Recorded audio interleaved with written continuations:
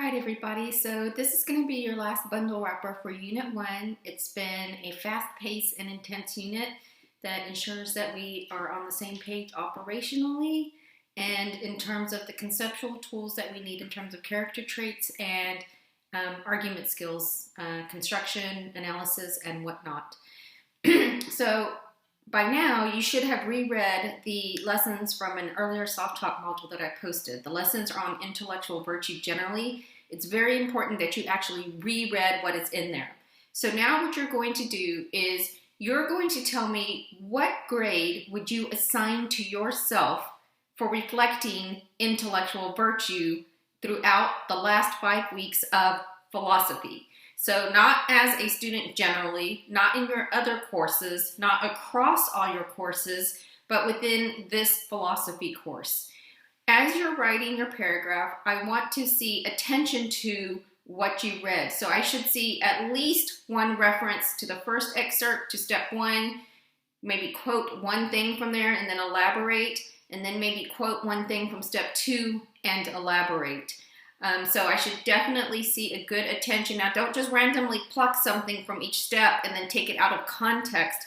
I'll be able, sometimes I can see that students do that. So make sure that whatever you're plucking out of step 1 and step 2, that you show that you have paid attention to the context in which you have plucked that statement out. Make sure that you put quotation marks around anything that you quote. Very important.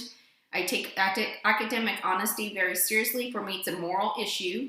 Telling the truth, part of telling the truth is being honest about what is your work and what is not.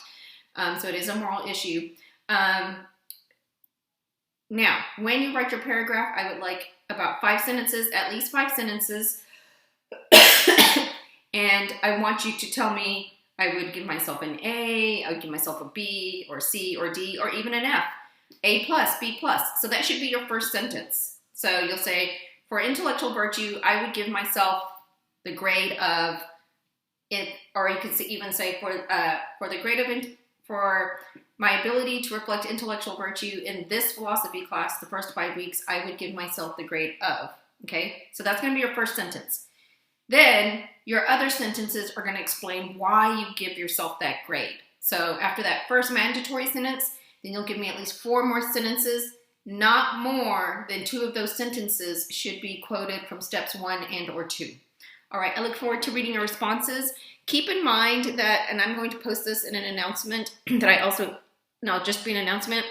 I have been grading the task wrappers for the bundles, and I'll continue to do so. The week 5 bundle, I'm actually going to pay more attention to the other task wrappers. I decided that the task wrappers for bundles 2, 3, and 4 were kind of like practice. I still graded them so you could see how you were doing, and I'll continue to grade them. I'll be done grading the task wrappers by the end of week 5. I'm almost done with week 3. But when it comes to this bundle wrapper and this last item, I will be grading it very rigorously. You can see it counts for 40% of your task grade.